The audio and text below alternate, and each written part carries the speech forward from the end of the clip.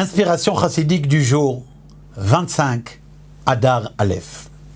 Le 25 Adar, d'après une opinion dans la Gemara, est le jour de la création du monde.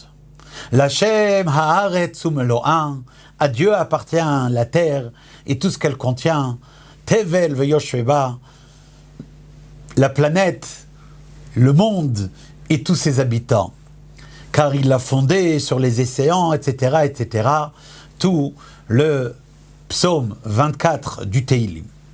Ce psaume 24 du Teilim est d'ailleurs le cantique du jour, le Shir Shel Yom, qui était dit par les Lévi'im, les chantres du Beth Amikdash, au moment du sacrifice du Korban quotidien qu'on emmenait le dimanche.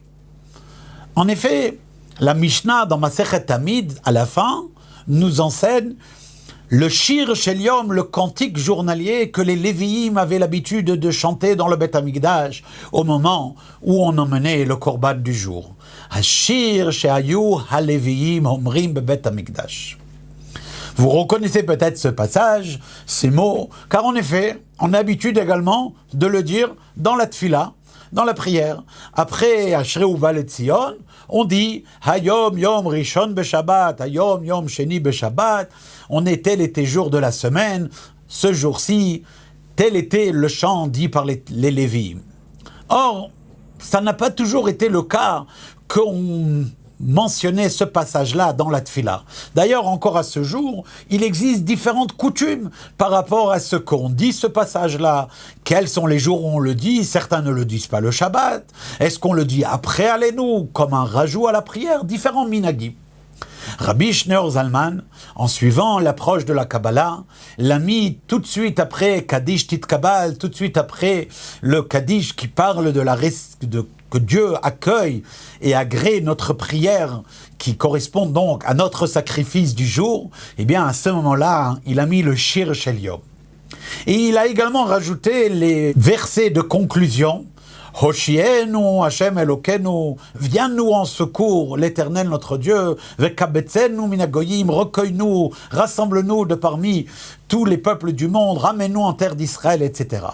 Ces versets-là paraissent des versets qui font référence à une situation de détresse. C'est pour cela que dans certaines communautés, on ne les disait pas les jours de Shabbat ou les jours où on ne fait pas les supplications des fautes de Tachanoun, puisque ça paraît être également des versets qui font donc état d'un problème. Secours-nous, Hachem. Or, le Minak Chabad, tel que Rabbi Shneur Zalman l'a établi dans le Sidour, c'est qu'on dit toujours les versets de Hoshienu Hashem Elokenu. Qu'on soit un jour de semaine, qu'on soit Shabbat, qu'on soit vendredi, qu'on soit un jour où on fait ou on ne fait pas le Tachanoun. En effet, ces versets-là correspondent, comme il y a écrit dans le Avudraham, ils sont compilés à partir des versets que David Amelech a écrits dans les Teilim à la fin des différents livres de Teilim. C'est à partir de ces différents versets à la fin des livres de Teilim que sont composés ces versets, que d'ailleurs on dit à différents moments. On les retrouve après Mizmer Shir Chanukah Tabayit le David, juste avant Baruch She'amar. On le retrouve après Kol HaNeshama Te'alelka, la fin des psuké des Zimra, avant qu'on enchaîne Vayevarer David, et on le retrouve après le Shir Shel Yom. C'est-à-dire que dans des moments clés de la prière, lorsqu'on est quelque part dans un moment de conclusion, de passage entre un moment de la prière et un autre, on met là, à cet endroit-là, les versets de conclusion des livres de Teilim, afin que ceux-ci aussi accompagnent les différentes étapes de notre prière, de notre tefila. Kol Tuv.